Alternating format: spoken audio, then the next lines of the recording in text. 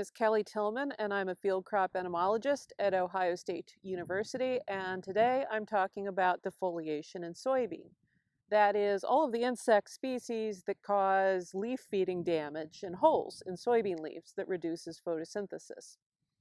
Now, there are a lot of different insect species that can cause defoliation in soybean, and sometimes it's not practical to scout and make a threshold decision for all the individual species that might be contributing to your defoliation. So what we recommend at Ohio State is that you use the overall defoliation level in the field as your guide on whether you need to spray or not. So how much defoliation is too much? Well, if you're in the vegetative stages of soybean, that is before bloom, we recommend treating if you get to an average across the field of 30% defoliation. If you are in bloom or in the pod stages, we bump that down to a 20% defoliation recommendation. Now, that's assuming the insects are still present. If the worst offenders have completed their life cycle and flown on, obviously there's no reason to treat. So how do you know what 20% defoliation looks like? Well, it's not really very easy to eyeball, and so we recommend that you use a visual guide. And you can download one from our website at aginsects.osu.edu. This gives you something to compare against to kind of come up with a more accurate assessment.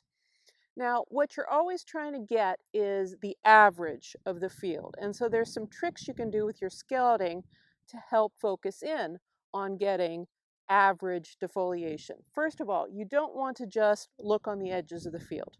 Often defoliation is worse on the edges than the interior, and if you only look at the edge, you get a mistaken impression of what the field as a whole is doing.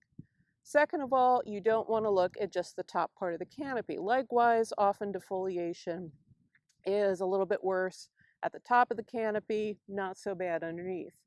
In this particular example, this plant that we're looking at looks pretty ratty from the top, but if you take that exact same plant, lay it out, and take it apart, you can see that the damage overall is not actually that bad. So how do we scout? I recommend you visit at least 20 places throughout the field, chosen at random, and at each place, stop and pick a plant, and you want to take 3 trifoliates from that plant. One from the top of the canopy, one from the middle of the canopy, and one from the bottom of the canopy. This helps you assess what's going on with plants as a whole. Now, so you're left with 3 trifoliates. Again, trying to get at the average condition, you want to throw out the leaf of the 3 that is the most damaged and the least damaged. That leaves you with the mama bear leaf, the one with the middle amount of damage. Once you've collected all of your mama bear leaves, let your eyes run over them and make an assessment against the visual guide to defoliation.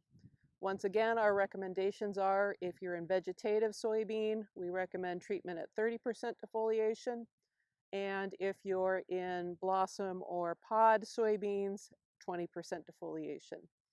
I hope this video has helped you, and happy growing.